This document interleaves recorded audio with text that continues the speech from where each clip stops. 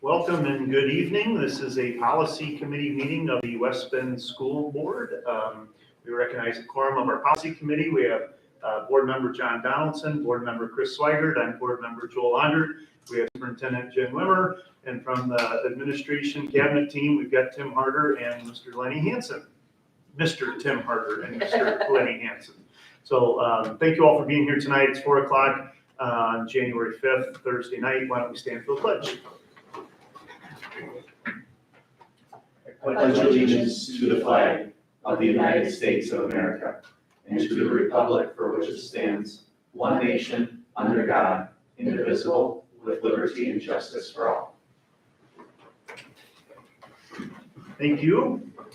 First item on our agenda is to approve our agenda. And tonight we will be discussing, if approved, policies 188, which is a high school configuration review process, policy 343.45, which is Start College Now program, 343.46, early college credit program, policy 511.1 on nepotism, and then we'll get into the start of our 400 series, which centers around students. There's about, I counted, I think 64 policies in that section. I think we're going to review about 12 of them tonight.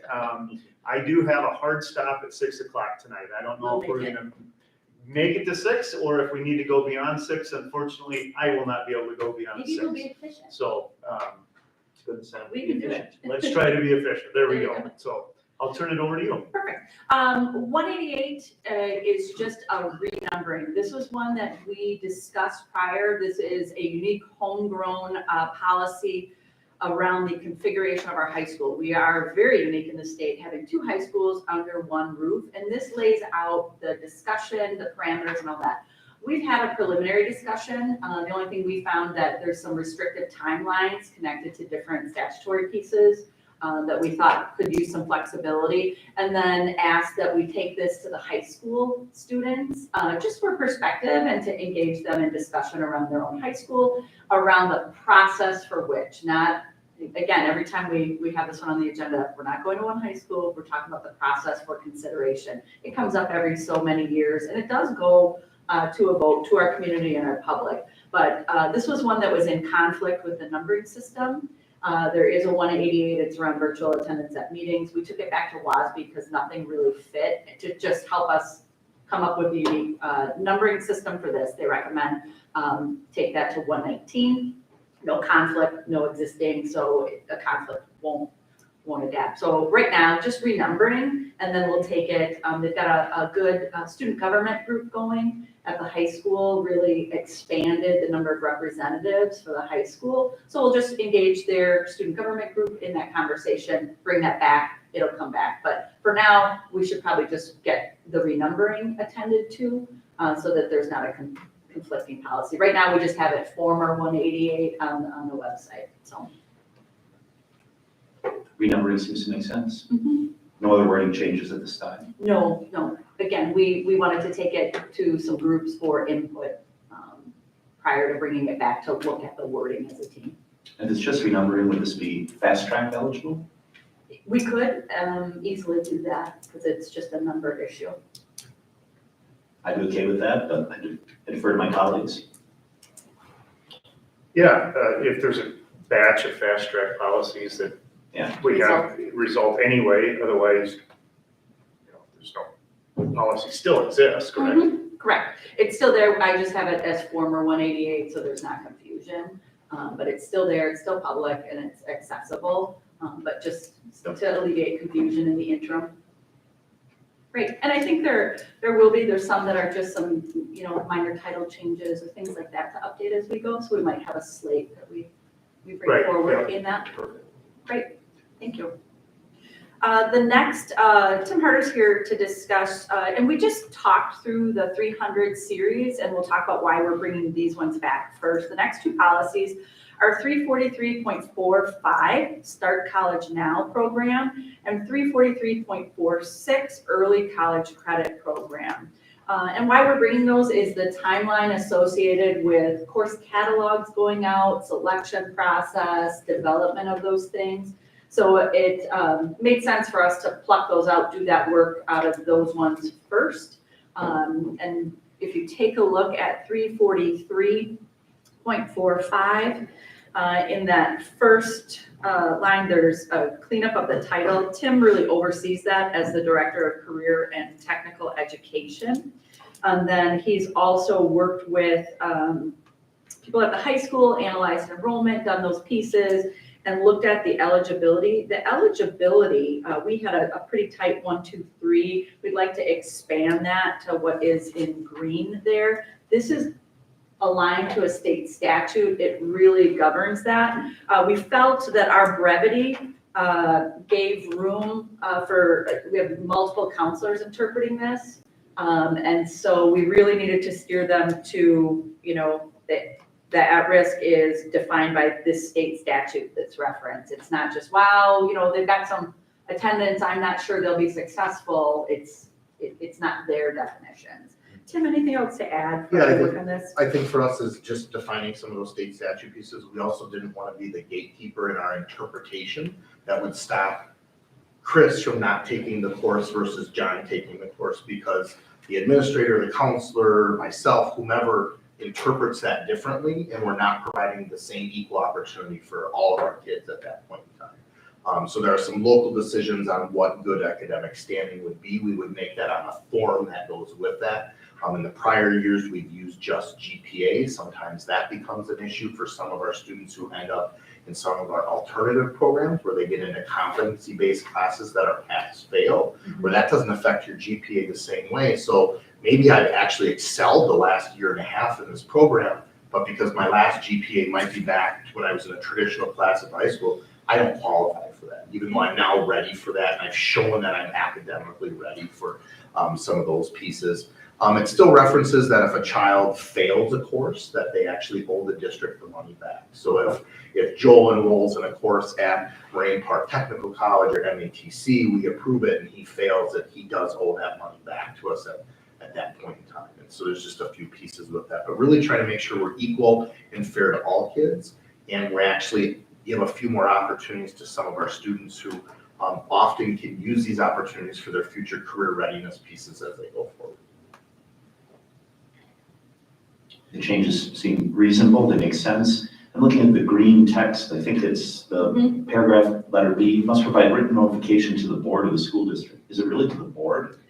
No, Or is that's that just more of a technical generic language. concept? Yeah, it's a generic concept. We can strike it. You're still governed by the statute on that. Well, I was just At gonna least say. then there's no confusion if It they're still making a comes to the policy. board. So theoretically, your Okay. written notice comes where they fill out the application every March, and I'll actually be bringing it in March. We just did it in October. It's in consent typically. These are the list of classes. That's our notification that we always go by student A, B, C, D wants to take these classes. So that isn't just the notification that you're referencing, Chris, is it does come through the full board. It's not me sitting in the room and then it goes away. Then I'm okay with that. Where does it speak about the paying back if you fail the course? That is- D, under eligibility, if you failed a previous class and you failed to reimburse for those costs. And there are also pieces in the state statute related to that too, John. Our form has that out, so often our policies won't repeat everything. We don't determine the cost though. No, And I mean, we do some not. students might be eligible for, let's say, financial aid. I mean, the cost could be different. Yeah, so financially won't play in this Okay. case, so they're paying the fee, but you're right, it might be different. So sometimes there's the course fee and you need a traditional textbook at $75. We also have some programs that require specialized technology and programs that go with them that we would pay. So your reimbursement might be $500. Joel's reimbursement could be over $1,000 at that point in time. Okay. Yeah, and you'll see a little bit in a separate program, the next policy around early college credit program, that has a little bit more statutory guidelines and some pieces around that, but both require that reimbursement, and we will put that on that form for them at that point in time. Okay. That next one is, again, the early college credit program, looking for changing title to Tim, Director of Career Technical Education, who provides administrative oversight there. Again, aligning our eligibility criteria. So it's the same language that you just saw, just referencing those pieces so that we're providing the correct title, clarity, and alignment across the two. And again, our families and students aren't coming to the policy for direction here. This is just providing an umbrella of guidance in alignment with state statute. We have additional forms and pieces that they fill out. Seems consistent, makes sense. Again, those same pieces where if you fail, you reimburse and it impacts your eligibility. As long as those two have the same language, if you change, I don't know if they're changing something in B or not, but if you do, make the change on both of them. And actually, I guess it's, I agree with that. I'm comfortable with the wording. Thank you for the explanation, Mr. Harder, that it comes to the board anyway, so. Yeah. It literally is notification that at least eventually makes its way to the board. There is maybe in D, instead of reimbursing the board, we're reimbursing the district, using district language so that there's no confusion there. A little bit more aligned, but Makes I'll make sense. sure that that's changed on both. Any questions for Tim on those two? All right. No. You can switch seats. All right, give me your up, buddy. I'll switch with this here on camera. The next policy, it was labeled as 511.1. 511.1, it should actually be 533.2. This is a homegrown policy on nepotism. And at the time that we reviewed it, we sent it back for full legal guidance and had attorneys review it to give us some direction. Their recommendation is actually removal. The topic should be covered in a handbook, and then we should be deferring to one of the 5 statutes that govern this work. So there's that initial piece. And then, we went ahead, if the board would like to continue to have something on the books around this, you can see there's considerable recommendation for replacement language within it. So we're not in conflict and we're not creating something that's out of alignment with the statutes that do govern. So you just talked about kind of the theory behind this, because on the one hand, you look at this and say, all right, well, this policy, I can understand, the logic behind it. When I looked at it, and I'm appreciative that we got outside legal review on this, part of it seemed to restrict board members and almost not exactly the eligibility to run for school board, but it would seem to perhaps, dampen one's ability to serve as a board member fully. Sure. And it seems like, wow, that's not something necessarily that a school policy should be able to kind of override one's right to run for a school board and exercise their office. Correct. So is that a part of the logic here? Yeah, you're correct. And that's why the initial recommendation from legal and our district attorney was removal, because we're exposing ourselves to liability by having something that limits like that. Again, multiple statutes that govern this. The scenario that was presented was, okay, there's nothing, illegal or anything about having a policy, but if the board were to try to execute on it, so let's say you were going to try to censure or discipline a board member who violated this policy, that actually then that would be a problem. There'd be a claim against the district for restriction of their speech. So you can have a policy, but you kind of can't carry it out. If someone does violate the nepotism statutes, there's both criminal and civil consequences for that. So that's where the recommendation is to remove, because there are far more significant consequences to violating nepotism rules already on the books. And this is really a statute that the board wouldn't want to carry through consequences, because it would expose the district to claims of restricting the board member's speech. So that's kind of from a board side, you've got that element. The piece that would go in a handbook is the section number 2, which is about an administrator or supervisor, which is really a separate issue. Right now, there's also statute around that as well. So there's also statute governing that, but that's the piece that we would more typically put in a handbook as opposed to policy. But as Ms. Wimmer said, if we wanted to continue to have a policy, we could. but it's just gonna be echoed in the handbook. So I think that the bigger thing to first decide on is the board piece, because that seems like a simpler decision based on the guidance we received. The other element is there are a multitude of laws that, or statutes that govern this.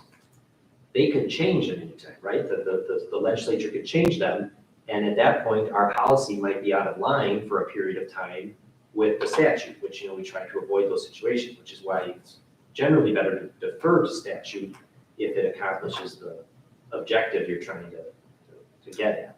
So to Lenny's point, I think the first decision, the recommendation was for removal and to follow statute, and then just include the concept needed into a handbook. That's the recommendation. Does anyone have a concern about that?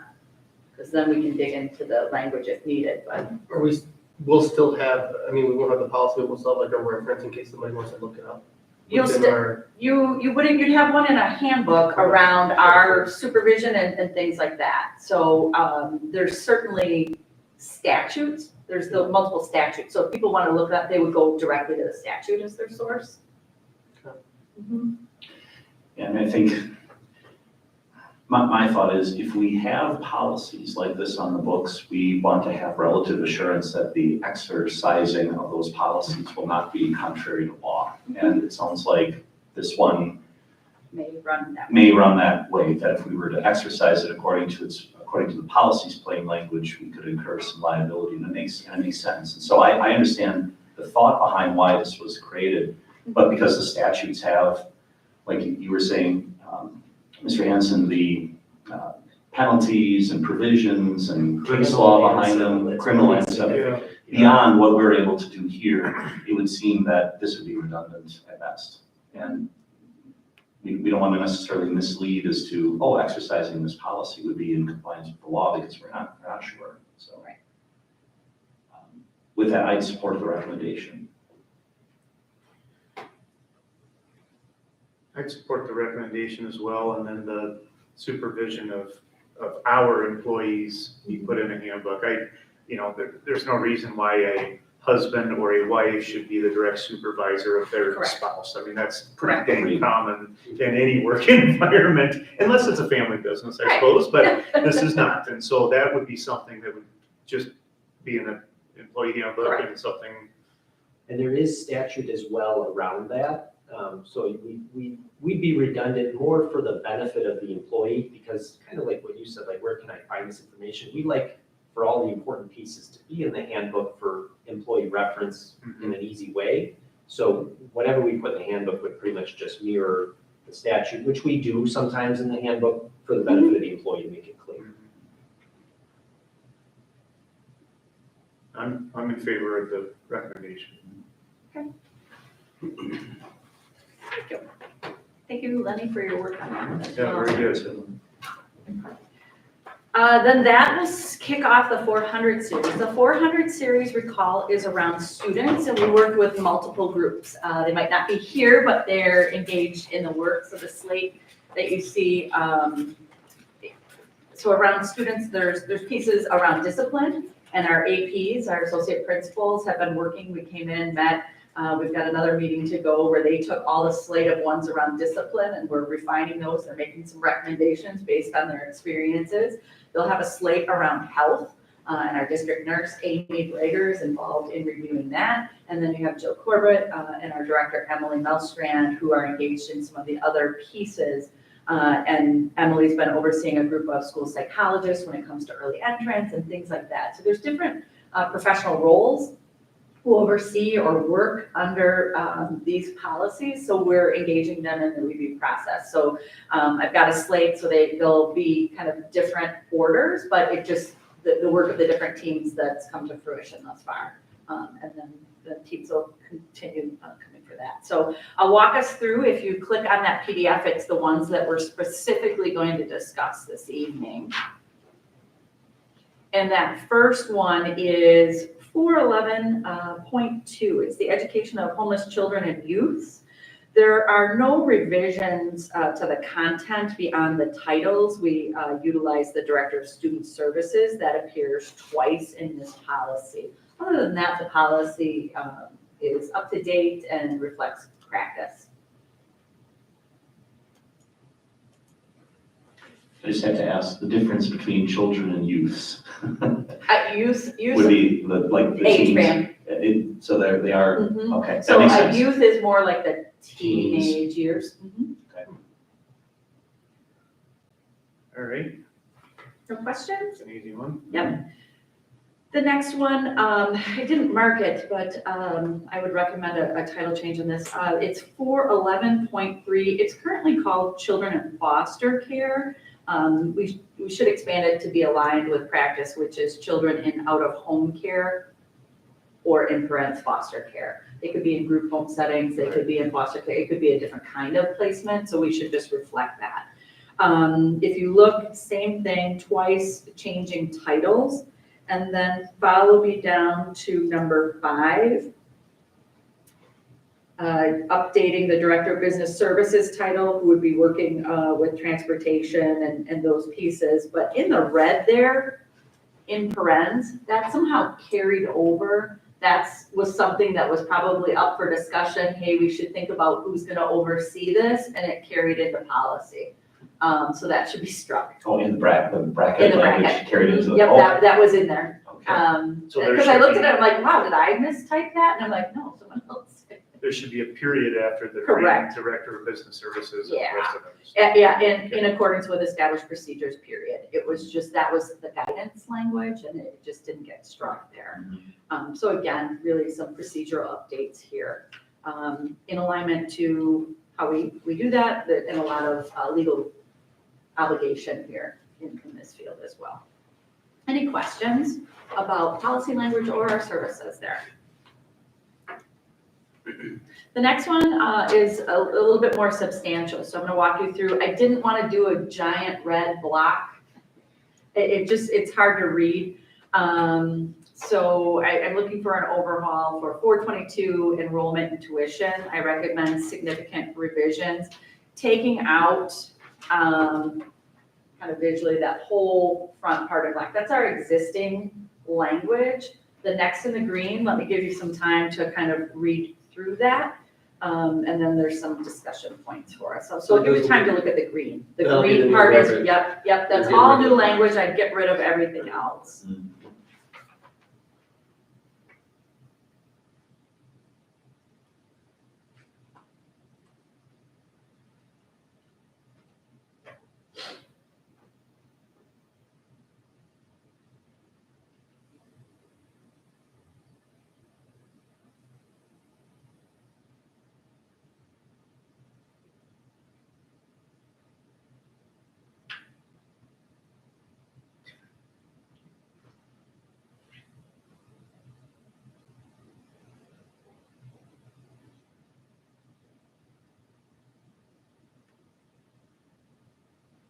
Tuition is free, yet we have to identify all these different circumstances on how you Yes and no. are So, enrolled. Don't. so yeah, you would have a tuition free for public schools for residents. Districts can choose to charge tuition.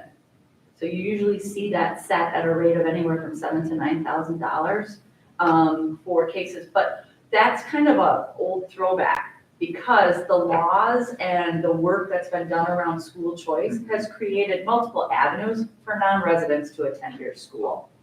So, but that does still exist.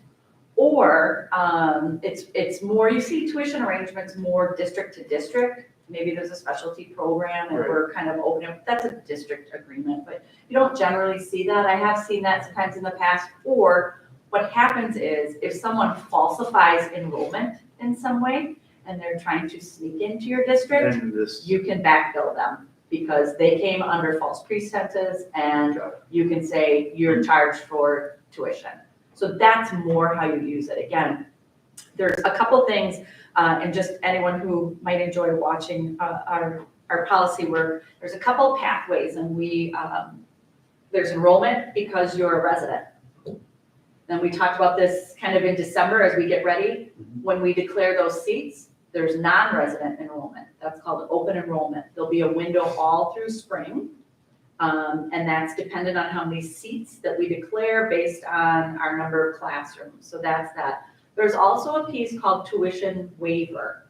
So if you started in our school district and all of a sudden you move mid-year, but you want your child to finish out, we sign off on a tuition waiver. We can also extend that by another year. It's so that people have an opportunity to finish, provide stability to their child, but also it's the timing so that they can finish out on a tuition waiver, and then they can choose to open enroll at that next window with you.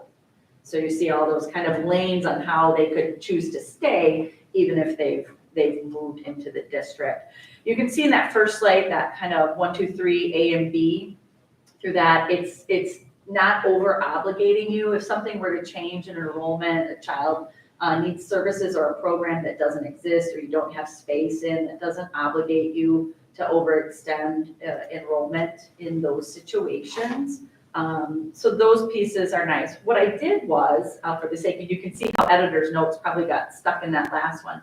I left the kind of discussion points that you see at the bottom, the editor's note there. And these are points for discussion. So I want to kind of go through these ones and review and discuss what that scenario is. Because we can kind of take some, editing here and figure out what we wanted to say and what we want to do, because we have that discretion around in what scenario. In the first one, it's really describing filing an application to enroll by a declaration that residency is pending. So I see this with my closing of my house has been scheduled for October. I'm imminently moving. I don't want to go start at this other district and then end up with you a few weeks later. So you usually, you verify their closing materials, all of that.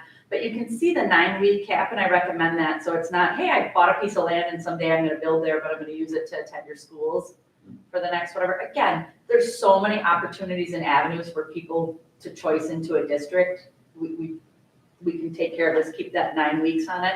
We write, generally there's a letter saying, yep, we're verifying that you're going to be a future resident. We are not going to charge you tuition. In such and such time, you're going to provide us with this, and we won't charge you. Again, if they falsified or something, we would say, per our letter, you now owe us this. So a parent may need this option if the open enrollment is already full. So, Because otherwise you would just open enroll into the district. correct, or if they've missed that window of time. Okay. So even though they have exception windows and things like that, they might have missed that. Maybe they didn't see this move coming, they just found their dream home. It's of course in the West Bend School District. But it just helps them do that. And again, there's things, again, moving dates, things of that nature. So we just go through a verification process. So I would recommend having that. And again, we just go through those. I would probably, so if it's not established within that initial, but the intent is still there and it's imminent, we can apply to continue that, because again, the way housing markets and things go, it just puts them in that monitoring status. You're going to be a future enrollee, and there's some checks and balances there. So we would need to decide, are we going to not charge them any tuition for that 9-week period, or Right. charge them tuition? So And I would I believe it recommend, says which Yeah. could be refunded if they move into it. Oh, so it we, could, I do not recommend charging at all. I recommend that you extend that, they're verifying that, we go through that process, there's no charge. If something falls through or changes, or it was somehow not true, then we would go back. And those letters state that, but I would not charge a family out of the gate tuition at all. That's not welcoming. They're gonna be a That's future what I thought. resident, no. But that's what that scenario would look like. Any questions on that one? Yeah, John? Just I'm just curious on the A, about the transportation for students that Uh-huh, are not residents. sure. How does that work? Like, if we allow them to stay here, we have to give them transportation if they live super far away? I mean, is there a distance? Only per the law if there's a special education and it's in their IEP. Okay. So let's say they So- had that, and sometimes what we do is we work out cross-district transportation. It's a short term, it might be a moving situation, that kind of thing, but we provide transportation for private, parochial, and if there's some alternative placements, so we do have routes Oh, going in and out. Or what happens is they're eligible for, but maybe the parent chooses to transport, we put them on a parent contract for that transportation. So it doesn't necessarily mean I have to run buses here, there, and everywhere. Yeah, I just didn't know Yeah, if there was no, like good one questions. kid 30 miles away, but still No. eligible to come here for. Yeah, that's a good question, but what happens is that's an IEP team decision, so an individualized education program, administrators are present and have to be authorized to allocate that. That would be in a very rare Okay. instance that. So it's case by case. Absolutely, and it's a full team, and even if a parent requests it, we don't have to honor that request. It's a full team decision, and we might say, no, you know, if this is the choice you're making to continue here, you're gonna have to take that obligation of transportation. Yep, good questions. Same thing, around, there is those tuition waivers in number 2. Again, that's in the state statute. I would, again, waive those. Tuition waivers are always in place, so that would be a very small window of people. I would say, again, if you don't qualify, we'll qualify you for kind of our own internal. If they started with us and can't materialize that enrollment for whatever reason, let them continue until they can hit one of those other avenues. You can choose, again, we have statute, we have that tuition waiver language, but I would recommend, we're family friendly. There's opportunities for people who are non-residents to continue their attendance here, that we just help them get to one of those windows. Agreed. Okay. Students visiting from foreign countries. So I want to talk through this one. Right behind this, you see 422.1. We have a separate policy on foreign exchange programs. This is generally in an enrollment piece, so I'm going to go through some of that and what that means. I recommend we keep it here, but then that influences if we do or don't keep that next one. All right, so there's multiple agencies that host foreign exchange students. We have them from multiple countries annually. Right now in our policy, we have a cap of 12 students, always space dependent. I can't exceed my space on that. So that's that current cap. I don't see anything wrong with that cap. That's fine. You can come in under a F visa or a J visa. J visa, a J1 visa is the appropriate visa, and they have to come in through an agency, meaning that I can't just say, oh, I met this great family and they're gonna come live here and I'm just gonna host this kid on my own and attend our schools. You have to be through an agency, you have to be vetted, it has to, you know, you're doing transcripting back and forth. And it's allowing you to attend for an academic year in the district without having to pay tuition. So it's setting the parameters on that. And then we can say if there's anything more, how can we do that?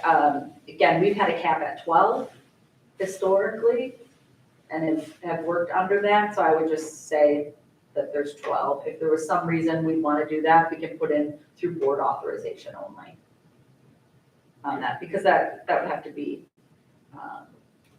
space dependent. But it's really just setting forth that students who are visiting under a J1 visa, participating in the established student exchange program, living in the district or with a family who resides within the district are permitted for one academic year without having to pay the tuition fee.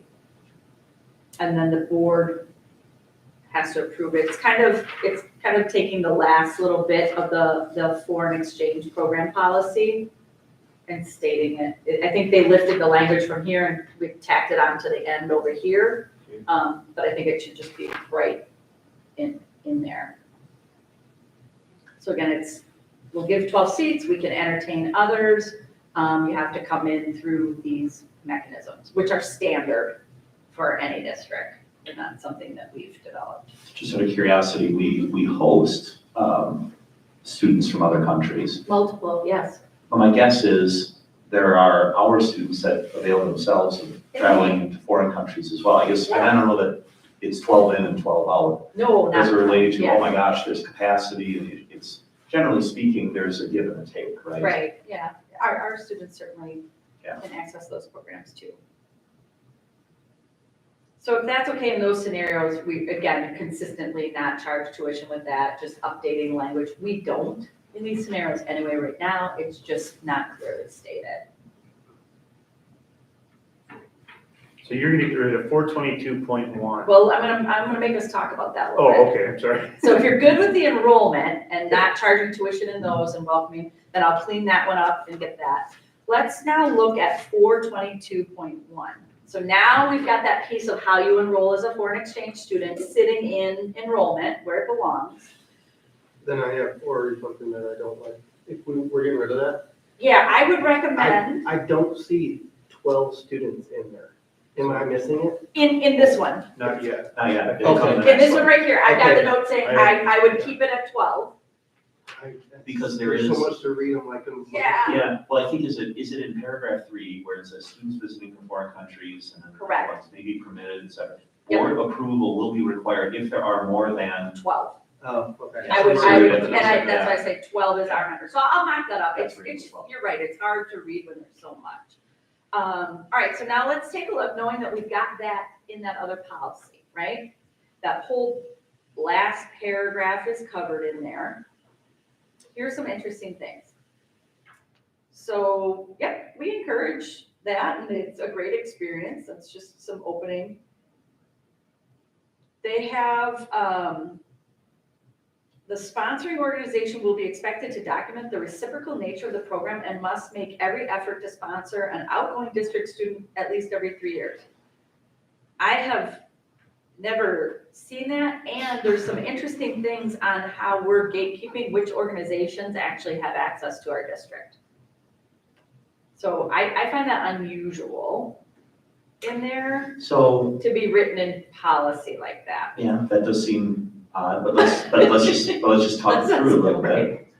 Because what we're saying, that almost sounds like it's quid pro quo, right? Yes, Like, it does. exactly, and thus, it's almost as if we're bound to them in some way, shape, or form, and we don't want to bind ourselves to any organization. Correct. Because if their reputation changes, or if there's a Correct. different reason, yeah, that does seem. Or that we're not being equitable in giving access to kids Widely. across multiple organizations. Let's say a student, through their own church and civic group have found this opportunity, but, oh, that's not the one that we've got this with.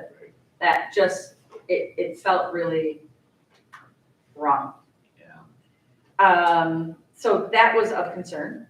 The other piece was an organization planning a student exchange program must notify the administration of their desire to collaborate 6 months prior to the time the administration will be asked to consider admission of a student. So things happen, and, an organization could be seeking a placement, like they've exhausted something and a new organization, and it's a month before school starts. Or all of a sudden, my family's positioned differently and, oh, we'd love to host. And there's this opportunity. So it's an arbitrary parameter of time in there. I think the organizations have to be vetted. I think the visas have to be there, the academic, compatibility of the programs, those kinds of things, those are kind of vetted outside policy. Now, what we could do is say, and have a thing who's approved and put together some AR things around, like, here's what we're gonna consider when partnering with a program. Yeah. So that they've got some guidelines and timeliness and all of those pieces, and make it a supplementary piece. And I was gonna kind of suggest that actually, instead of the, what the sponsoring organization or whatever, how you were saying it, it sounds quid pro quo, Mhm. like, but we still have to have like something in there about approved organizations. We can't just have Mhm. any organization, because I'm assuming the school wants to do some due diligence and look in this Exactly. organization that we're Exactly. students with, so. Well, and I think Exactly. that's good wording. Well, I and think, ones around- that, they have background checks, they have, Right. so The there's due stuff diligence. going on, exactly. So some language around due diligence or that process or criteria, means some light. Yep, so what I would recommend is, we make it a supplementary piece of how we vet those organizations, how we partner, and make it less restrictive around some of the things that are here, but more probably detailed around our expectations. You're almost raising the bar in in that piece. So then we will mock that up around those organizations. Because I've heard that in my tenure here around, I'm like, why do we only work with this one? And who said and why? And it's just like, oh, that's the way we always did it. I'm like, that's, that's not okay. We should be entertaining things. Okay, so then as part of that, I'll clean up the policy language so we're covered, but I'll make a supplementary piece around that organizational collaboration on that piece. Just a quick question. Yeah, Will accept no more than 12 full-time foreign exchange students. The next sentence, West Bend High Schools will accept additional cultural exchange students for up to 8 weeks. Give me an example of what that would be. I don't even know why that would be 8 weeks when a quarter, it's 9, and then classes are semester. Like, it doesn't make sense. As part of the cleanup and the collaboration, I would Okay. probably shift that. You don't see that too I mean, many. that's just a visiting student, someone who's here for 2 months. Exactly. Well, and it could be summer programs. So, okay, great. We'll have a culture exchange in summer and kids can access our credit programs or things like that. Well, again, this just doesn't feel like it Okay. reflects any kind of practice to me Got it. at all. It's more like we need to write a guide on what that should look like. Would you clean that up to like instead of 8 weeks, say a period of Like a school? program, like. Yeah, a Right. program or Right. a semester or Yeah. whatever. Exactly, like a grading period. Yeah. Where it's, sure. because could you imagine the teacher, like, I'm gonna plan, do this, and someone's just gonna come in and out and not even finish, like, how do you transcript that? The intention has to be around summer, but it is not clear at all. Okay. But So, it's gotta be an actual window of a Exactly. class schedule. Yeah. It can't be just. yeah, Yeah. a summer, yeah, Cut it out students 2 weeks who are in later. a cultural exchange during summer programs have access to our summer school programs and eligibility as if they were resident, tuition, that kind of thing. Mhm. So we'll put together a kind of a guide that's supplementary on that piece that gives a little bit more direction. Any more questions on that piece and what we're gonna do to clean that up? Great. The next one is 443.4. Again, it's the same issue. I didn't want to glare your eyes with red. Replacing everything in black is our current language. The green represents the full update and legal recommendations. I've had the student services staff look at this. The one piece that I would keep that's not so stated, that's in our current, this one line, because I don't think it's very clear in the green. Students violating this policy shall be disciplined in accordance with district established consequences and, when applicable, the Wisconsin Interscholastic Athletic Code, and shall also be referred, I wouldn't say referred to local police like we would refer someone Law enforcement. automatically. Yeah, but I want the athletic code pieces in there and the athletic code violations, so that they understand that that's a supplementary piece of discipline. And I think we've talked about that before too, making sure that it's really clear. So it's the WIA and the district athletic code, and that there's further violation there. So tighter link with athletic consequences too. Yeah, I would put that line in there, just at the bottom, just, hey, this can also be. Are these bullet points underlined for a reason, or is that just? No, it's when you carry it over, it's just Um, the formatting is. There's gotta be more to this in our student handbooks, correct? Yeah, there's discussion around, there's the connection to discipline, there's all that. This is just student alcohol and drug use. So how come it's just subject to and not a hard, you broke the rule, like, this is a serious thing. Like, I don't know why don't we crack down on this immediately? Where are you? Towards the bottom, it says students who violate the policy shall be subject to appropriate disciplinary action. Which just leads me to kind of think, if you violate this, possibly gonna get in trouble, maybe not. Oh, I see, you're Yeah, thinking, yeah. you're thinking subject to is a maybe, maybe not. kind Yeah. of. I mean, it just seems, sometimes we have a little bit of loose consequences with Yeah, with things that are kind of important like this. There should be a zero tolerance, really, I think it's intended, you will be subject to, meaning you are going to undergo that. You're subject to, if there's other words, like you said, if that's creating doubt, then your general public's gonna interpret it that way too. So let's think about how we might restate that. Something like students who violate this policy. Well, that wording, Shall will be disciplined disciplined, appropriately. Will be disciplined. And then also the spot right above it says students may be required to submit a breath test to determine the presence of alcohol. Don't we have to get a parent's approval or something for that? They're generally referred to the police, and it becomes a police matter. And there's nothing, but I mean, there's still minors. Right. Yeah. They're under the jurisdiction of the law at that time. Okay, so that doesn't matter like that. Okay. No, we turn over the law. We do make efforts. There's some policy around that. So you may, involve the parents, hello, this is going on, heads up, and do that, but yeah. Good question. Let me follow up on that. Does the district have breathalyzer machines? The police do. Like the, Yeah, because, I'm not getting into that. no, I appreciate that. The police would. No, that's good, because the reason that I asked it, and following up to John's question is, and it's about 3 lines, and such tests will be administered by law enforcement or a trained school official. Yeah, Which we I'm just fine strike with, that. but, well, I mean, I'm fine with keeping it, but the Yeah. answer is, we don't do that. The only people who would be trained are generally, you have a small group of administration in some districts, or you might have some health people. But we have a large and present police force. We would always use law enforcement because it's gonna result in a ticket as Yeah. well. And so they need their evidence and it needs to be their collection. So there's no need to do it twice. So I'm fine with striking that because I would always be calling for that to Yeah. occur. It'd probably strike that if you're not gonna do it anyway. Right, Right. And then, a student may be disciplined for refusing to submit to a required breath test. Disciplined by the school, I assume is what that means. correct. The police, they handle That's their a set- that'd be own, but just I'm a talking separate- about, so that just means you're insubordinate. Okay.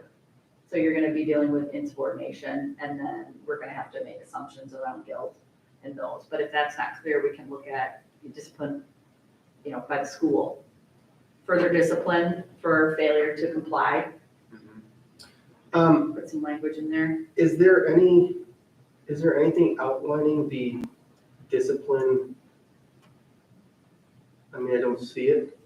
So if we're saying that it's assumed that students shall be subject to appropriate discipline, I mean, what's appropriate discipline? Is there something outlined in here saying if you're caught doing this, then you're 2 days suspension, whatever? it is? Yeah, there's some other pieces that we have that's more a handbook, those pieces, so that we can, what happens is, you wanna have the authority and the ability to take that from 0 to 60, because it's gonna be different. John, this is the 4th time we've caught you drinking at school, we're done, I'm putting you up for expulsion at this point. Yeah. You know what I mean, or But what like happened this those is your first first. 3? Right, but that's part of progressive consequences and all those, so you don't wanna lock yourself in But going, even here's the with something like discipline. this, I don't think it should be progressive. I think it should be a zero tolerance thing. There isn't the initials, but I'm just saying, you're always disciplined for those things, but it could get extreme to the point of expulsion, right? And distribution or sale or anything like that, like you're out. You're out. You don't come here and distribute to other students or Because sell any of or these anything like things are that. illegal for a student to do. Correct, I mean, no doubt, 100% illegal for them to do. So, correct. I mean, if we have a zero, which it should be a zero tolerance thing, but if we do allow a progressive approach to something like this, then we're basically, you're basically saying it's okay to do something illegal the first time. No, they still get, so let's talk about, so let's say, I bust Joel with alcohol at school, right? You're going to get the legal consequence for possession, underage possession, all of that. You're going to get school consequences of suspensions, all of those pieces, but it's not an automatic expulsion out on that. But let's say I had, Joel's there and he's selling narcotics out of his trunk or in my hallways or in my school, guess what? There's nothing progressive about that. I'm going to put you up for expulsion, period. Yeah. Do not come here and distribute or sell. I And so, understand what you're saying, Yeah. because to me, the very, let's say, least, the smallest offense to me would be a 17-year-old kid smoking a cigarette in the parking lot. Okay? That's illegal. Right. Mhm. And so my question is the same as yours. What's the consequence for that? ticketed, a ticket from the police, as well as discipline from the discipline, but the school. discipline for school might just be 1 day in school suspension, It's probably right? not an expulsion. Yeah, it's not an expulsion. Right. Okay, now the flip side of that, let's say the absolute worst scenario is you got a trunk full of drugs that you're selling. Right. You're dealing in the parking. Right. I mean, that'd be immediate, You're out, you're out. you're out. And obviously the police. So the police would be involved, you're gonna probably trip into felony and all those kinds of things, so they're gonna be looking at their end. But then what we would do, and it's governed by statute, we put them out immediately. We put them out for 5 days, and we extend it, you can keep extending, we break the extension, and we put them up for pre-expulsion conference and then expulsion. So, Because if you, as you said, if you sell or you do something like that, you're out. And so I have kind of provisions where I can get them out immediately and hold them out until we get convened and we have. let me those go back to my discussions. first scenario, because that one, to me, is pretty darn easy. Yeah. You're probably going to jail if that, but, Sure, so the kid who's smoking a cigarette, let's say, huffing in the bathroom. Mhm. This is the first time you caught me doing it, I'm gonna get a ticket, I'm gonna get some suspension and maybe in school. Well, now you caught me a week later doing it again. Now you caught me doing it the third time, the fourth time. So kind of give me just some, I'm not gonna hold you to this, but just some examples of, so we what, just talked about the first time, probably. repeated, that's one of the statutory reasons that we can look at expulsion, is repeated refusal to comply with school rules. So when you keep doing those behaviors that are illegal, all of that, they're putting yourself at harm, you're, by the fact of doing it, and making it accessible to other students in the school, you can use those channels. It's And not that You're just, endangering the safety and hey, health give of me that yourself and vape others, pen, I'll get back to class. and It's, it's repeated refusal. okay. Yeah, that Joel, I think is, that's what I wanted to explore in furtherance of the zero tolerance discussion. In the example that Joel gave, which is someone smoking a cigarette in the parking lot. The remedy there should not be someone saying, kid, just get out of here. I mean, Correct. there should be. Correct. Give me those cigarettes, get Yeah, back to you're class. busted. Right, exactly. This You're is your busted. busted right now. You may not be immediately expelled, but the zero tolerance is, Correct. no, there is going to be discipline From administered. us and law Yeah, enforcement. there will be discipline. It may vary, but there will be discipline. Yeah. That's when we're talking zero tolerance, I just want to be sure. I think, Because it's a great I think on question. this one, what we'll do is, because there's the whole slate of discipline ones, that you're commingling, kind of like, this isn't allowed and you're gonna be subject to discipline, but all the discipline ones are separate. They're separate policies. So let's, instead of fast tracking this one, we'll just bring it back with the slate, with the APs when we work on that, so that you can see it all together. And then you'll see how they work together to say, yep, this is not allowed. So the other piece is, I have to show, if I'm disciplining, I have to show where a student is in violation of policy. You're in violation of this policy, right here, done. That's my avenue to discipline. But Then I have the discipline policies that tell me I can go The range. all the way up to expulsion Okay. and stuff. So I think putting that, keeping this one and then revisiting it back in the context of what discipline looks like. But this gives me the policy saying, and I point right to it, you are in violation of this. And I think And that- therefore you are disciplined. And in furtherance, sorry, in furtherance of one of your earlier comments, like the idea when we're wording this to say Mhm. that more active verb, like you will be disciplined. Right, exactly. Now, there's a range, but you will Correct. be disciplined. Yeah, and I think that that's some of the pieces subject to, or that we'll look for those wordings. It was funny because the APs found that in a couple and made some notes like, this feels, So, yeah, on Yes. those pieces. And that's what you need it for, because I love families, but they don't like when their kids get in trouble, neither do we. But you don't want loopholes in there, and it's like, no. So when I'm trying to make, you'll have people who like, well, I don't want my kid to be suspended, you need to strike that, and it's like, you are in clear violation of this. You signed off on this, because these appear in student handbooks as well. You signed off on this, you received it, you're in clear violation. Going off of Joel's with the cigarette, where would a cigarette fall on this? There's separate tobacco ones too. But I mean, if you're saying the ones for discipline are separate, shouldn't we have an outline to get to those spots in this one, or no? Doesn't matter? So, Because it's just it alcohol. doesn't matter, this is just alcohol I and see. drugs, we have a tobacco one as Gotcha. well, Okay. around restricting that, we have one that covers students and staff and employees, because we're tobacco-free and all of those things. But I think it's putting this one with the discipline part, so that you can see it together would be helpful.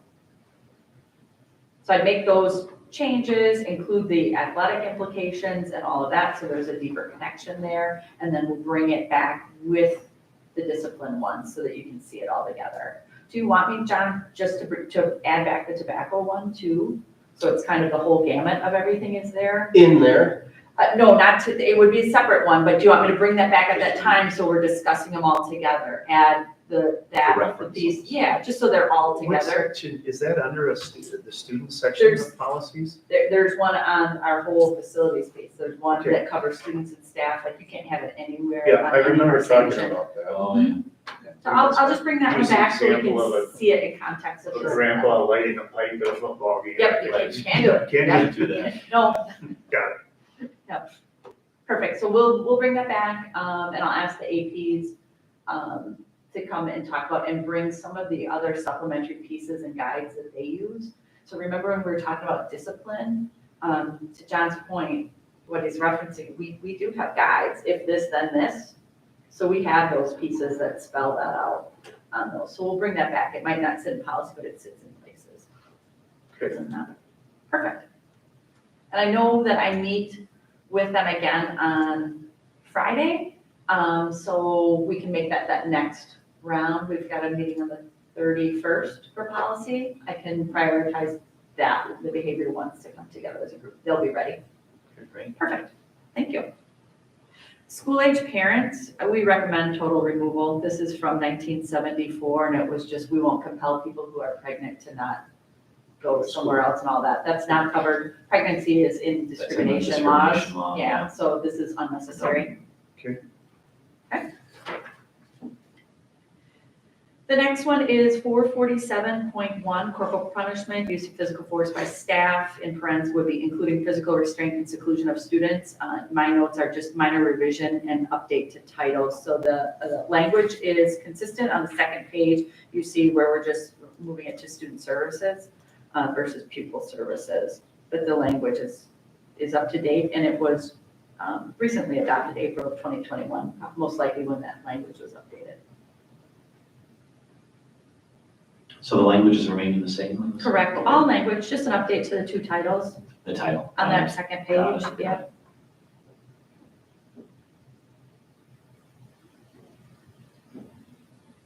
For some reason, that didn't show up in Oh, is that color showing? Oh, on ours, but yeah, so on the second part there, it should be in color for you. It just says Director of Pupil Services is how we refer as the Director of Student Services. So I'm just making that title change to be Got it. aligned in both of those places. The But other italics. than that, yeah. Italics.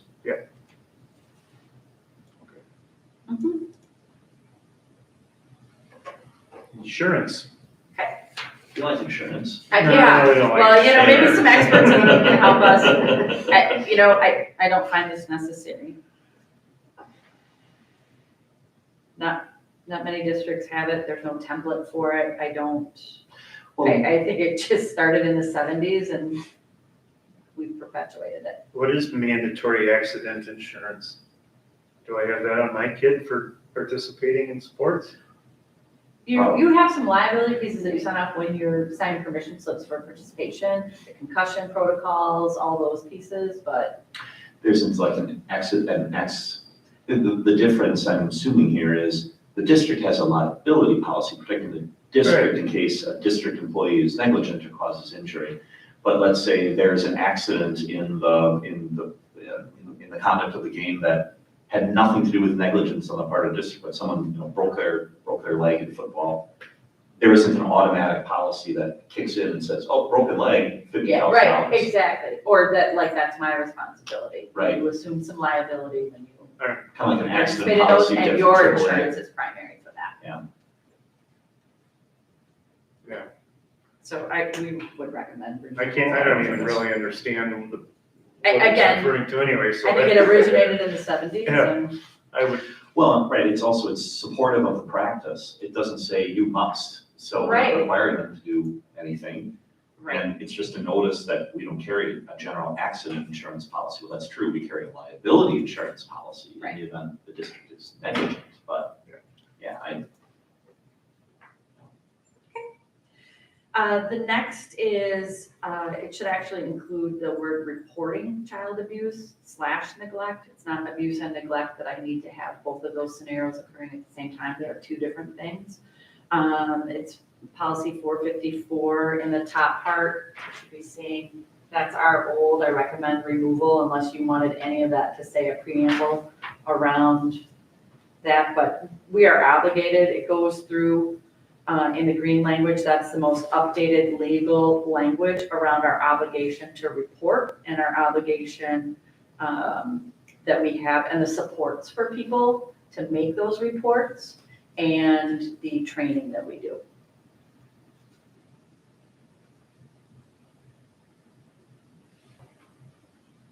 is this WASB-based language? Yeah, this is the updated WASB and there is state law. We are deemed mandatory reporters.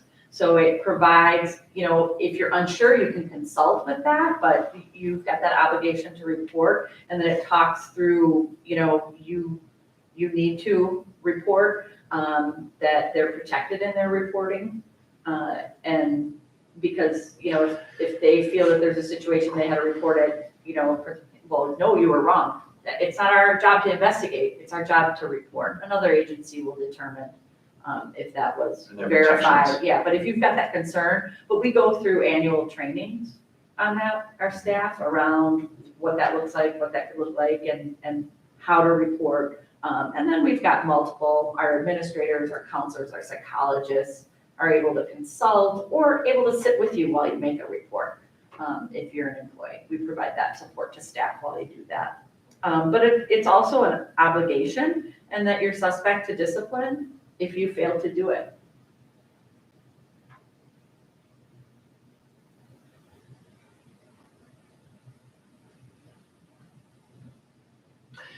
Does this, we talked about school employees, so does this, under the law, apply to an individual who prepares lunches or who, We If you train know. all, and sometimes in those scenarios, if they're picking up, they're actually going to consult or make someone else aware of a situation, and we're more often having them with us to make a report. And that's that piece of, we're here to support you in making that report. Mhm. Because there's maybe just a little less certainty with people who have more auxiliary roles sure. with kids, but we do train all staff. Well, maybe there's a sentence perhaps that answers this question. I think it's in the green text, the first sentence of the second paragraph. Any school employee at reasonable cost suspected child is seen in the course of their professional duties. Correct. So that's a little bit more implying of administration, of teaching staff, Sure, so. maybe not so much, the kind of individual who's plowing the snow. Well, and we have so many staff members, it's also that piece of, like, I saw this in the grocery store and I know that kid to be a student, and when am I off the clock and having, when am I an employee of that? So it's drawing that line of that obligation there. Now, they're seeing something, staff, they would say they understand the reporting mechanisms, but it's making that, when are you required? So there's a network in place, and then I'll be done with my question no, here, no, but there's a network in please. place that even individuals maybe who aren't teaching students every day, but they're an employee and they see something, Correct. they should say something, and there's a network internally to. Correct. So if they're not comfortable, even though you're Launch. trained on how to make that call and what to report, again, you're just reporting. We're not investigating those things. And a lot of times, we've got to navigate those conversations with families who have been reported. Who, made this report? It's like, hey, look, we are legally obligated to report things and let's work through this, that kind of thing. But no, there's a network, as you said, people who are unsure, like Mhm. I'm getting this story out of the kid, like I don't know how, like a counselor or a psychologist may, then do some interviewing of the student going, okay, Yeah, but there's an internal network to yeah, help. there is. And as I said, we will sit beside you to make the call if you need to. This is important. Mhm. It really is. It was one of those when every child kind of went home for COVID that people were really concerned about, you know, that ability where we're seeing so many kids, that ability to key in and know and understand and support and disrupt if there's a situation, you know, in a home that's, you know, not optimal. It's how do we help families get to resources that help them disrupt them in a positive way. Any question about our obligation, how we train, or those pieces? Okay. The next one, I can bring the high school team, we're working together, is on parking. It's 455.2. It just talks about parking. Most of it is in the administrative rule or AR that goes with it. And they found that was out of date, so they were making some updates to that, and we would include that. So when we meet on Friday, I can include that so that you guys can see it, but we'll bring that. But the policy is fine. It just provides that there's parking. That's one of those fees that you'll see annually as a board when we look at parking fees. I think our parking fee is pretty standard in the area. I want to say it's 125. John, you might know, you've been a high schooler right now. Not yet.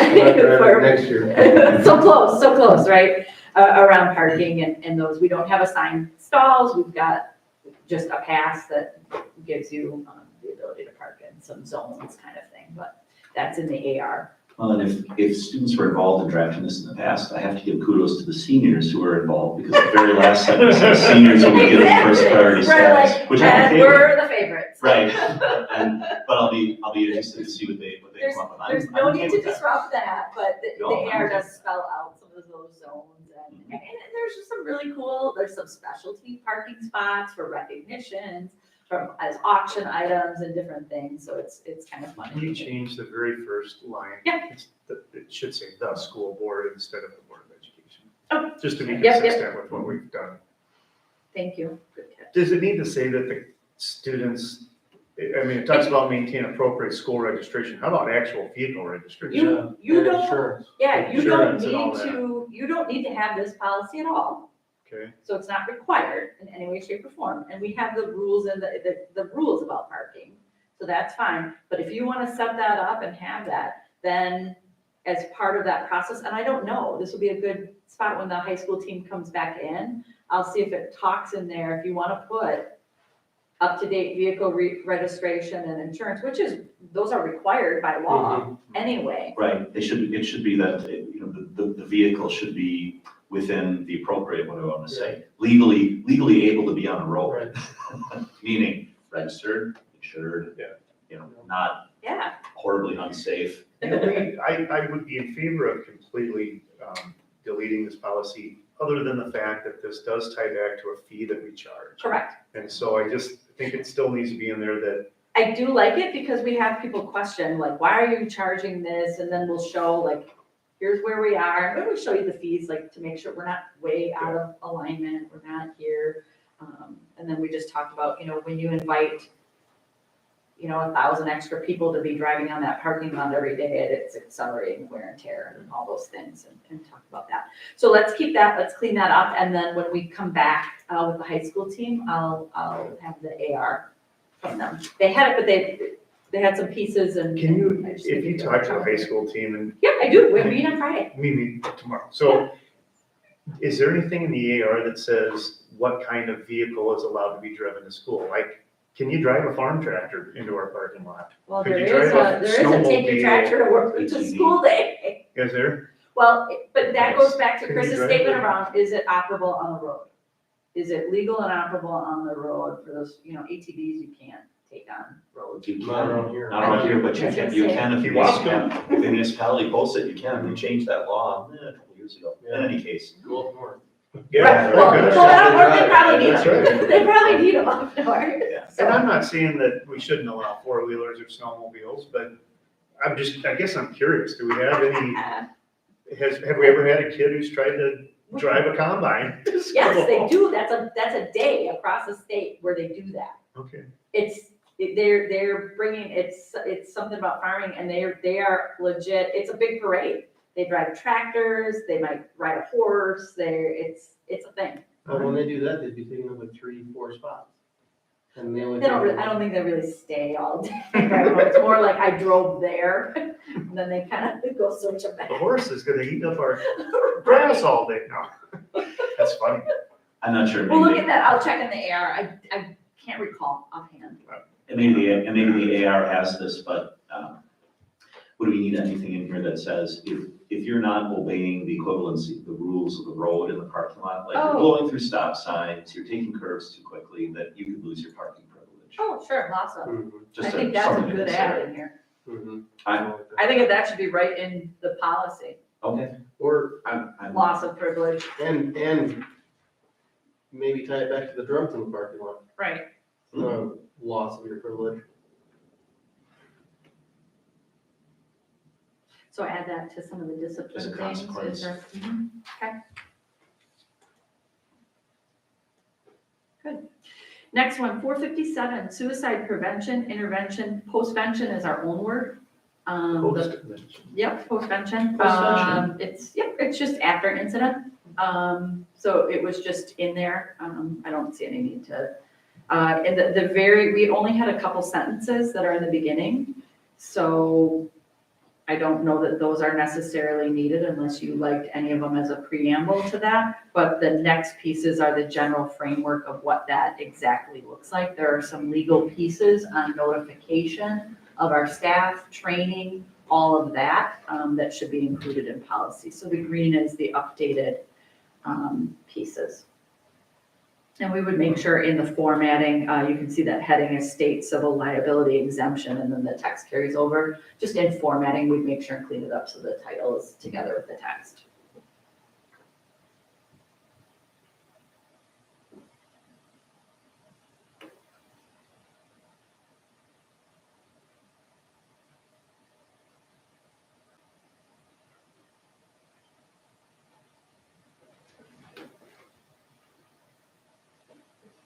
Can you give some examples of how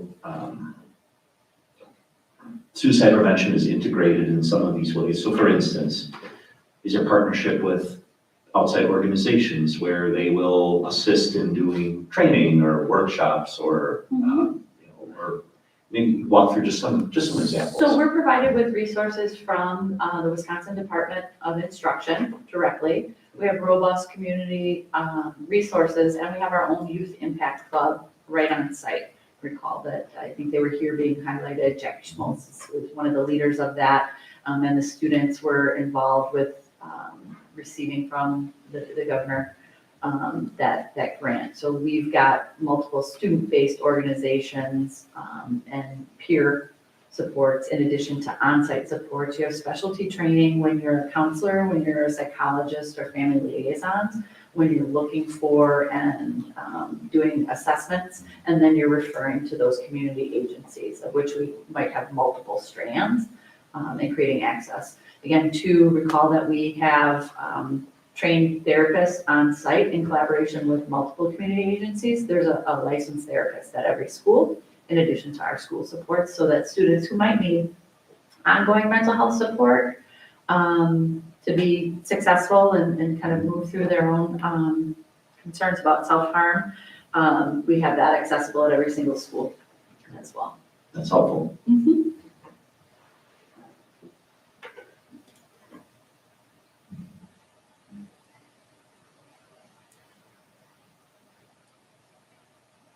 Good. Is there anything in those couple sentences that were our policy that you would like me to keep as part of a preamble in any way? I didn't. The first sentence, definitely not. That doesn't, especially in the state. Right. Mhm. No. That's kind of weird. Yeah. No, I didn't see anything. I think the other was a good update. You're gonna keep that last piece? All of this stays, all of these pieces. From all Yes, the three. civil liability, all of it. Yeah, the format just where it kicked it over was weird. Just wasn't the same color as. Yep. Oh, no, sorry. No, that's fine. I assumed you would keep in that part. Yeah. There's just a typo in the adopted, it says it was adopted in 2101, but I'm sure it's just a typo. Probably. Double check, Well, I to hope make so, sure, because otherwise otherwise it'll we go travel in a straight to time the next machine. one. You're like, and by the way, The next one's good, accidents. we recommend removal.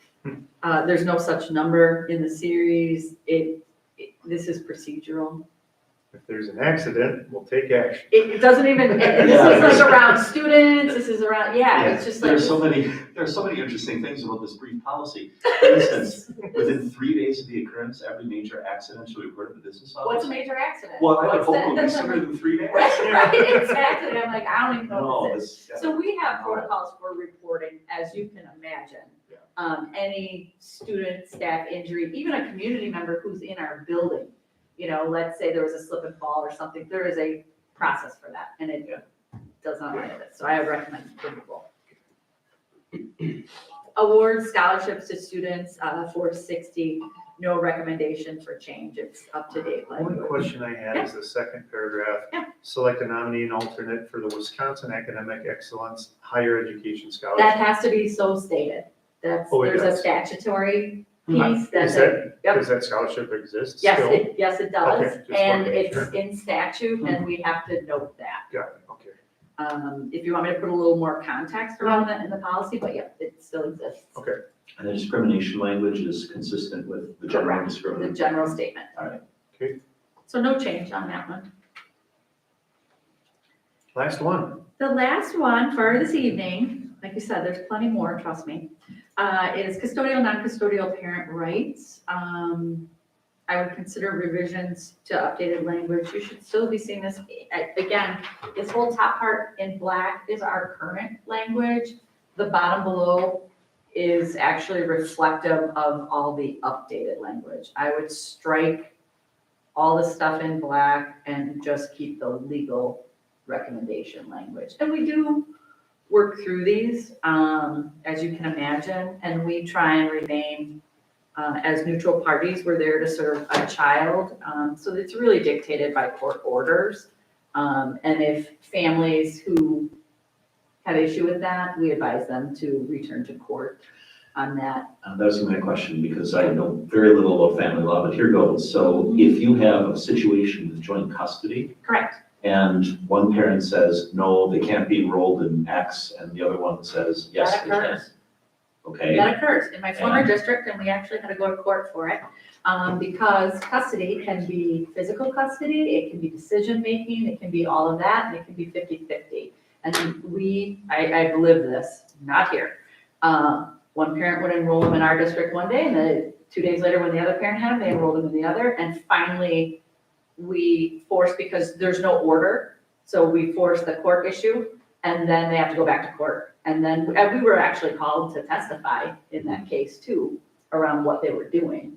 And then you'll see, exactly, you just, it's not in the best interest of kids in any way. So a lot of times when they're contentious like that, there is already a guardian ad litem in place who is going to make decisions on behalf of the child. And so in those where you've got some disputes sometimes, so principals maintain that, they bring it to Emily and myself and we help untangle it. I'll call that guardian for the court. This is what's occurring. I need you to, do this. What say you on this piece? How would you interpret this? So we just force them to go get that order. We don't get involved in your dispute. If you're going to have an actual dispute, like we would call law enforcement, if you're gonna move that to our property, that is for somewhere else, not on school property. It's for you to solve in the courts. But this is also honoring, because more often than not, it's establishing what the rights are and less so of what they aren't, because we'll have maybe a non-custodial parent saying that they would like to restrict someone's access in some way. Regardless of us having this in policy, it's the law. I have to Right. follow the law. right. They are still a parent and they still have rights, even if they're not a custodial parent. They still can receive report cards, they still can get our newsletters, they still do that. You might have restrictions on access and things of that nature, but they have rights to participate. And that's governed by law for us. And again, when they dispute that, we recommend That's them. what courts are for. Mhm. No. But this is just more updated language.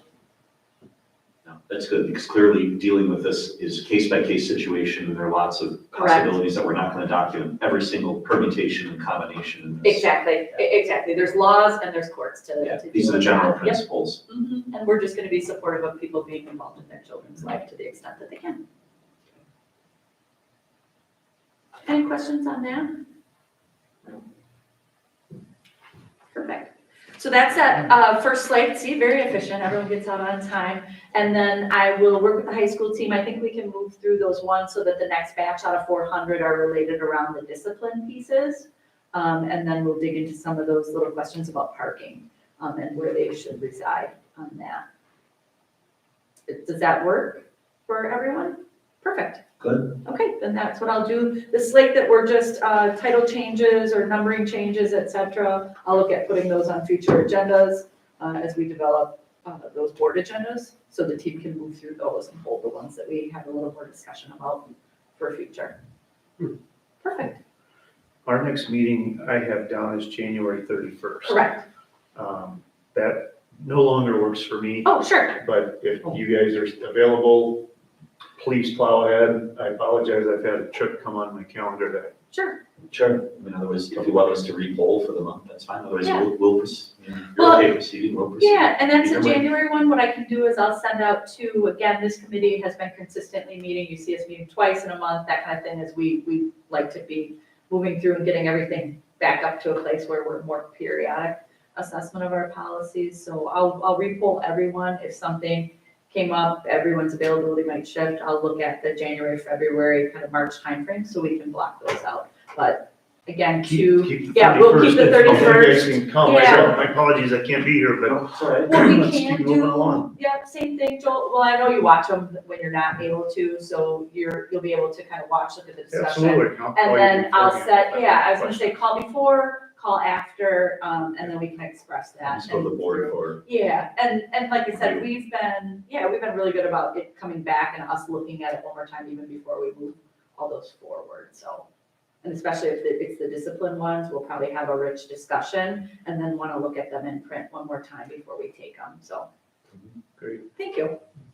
Wonderful. Before we adjourn, Yeah. I don't think we ever approved the agenda. Does that have to be done tonight? It's You not know, technical right? approval, you kind of It's just talk controllable, about, yeah. I said the first thing we have to do is approve the agenda. I read the whole agenda. I You did. never called for You an did. approval. That's all right. So all this work was for nothing. That's tonight. right. That's Well, it. let's retroactively say any objections. I'll put this back together for the 31st, Joel. Do we technically need to approve the agenda for a committee meeting? Not technically, there's no action, there's no anything here. So you're just calling it to order generally. It's- Okay. My apologies. I No, remember doing that. I didn't. Well, we can and still- I was about to say something and then we jumped in and like, oh, maybe we don't need to. You should have said something. Well, I suppose we'll go to the record. I Were there swear objections I've to the asked agenda? that. Were there that's a good point. Were there any objections to our agenda? You know what? We can also just remove approval of the agenda and just open it. That's true, too. It's just good form, good practice. Just a kind of, it's almost like review of the agenda. Yeah. But, and then too, we're kind of framing the agenda for next time, so we'll prioritize those. Like I said, I'm confident the high school team will move through that and we'll have it out for you to look at in advance. So you can, thank you so much. Thank you. Thank you. I'll stop our video. All right. Thanks, you gotta hit it twice. Usually we make John do that, Yeah. the de facto technology. The technical expert. That's what happens, right, when you're. Should prompt you 2 times. Thank you, everyone.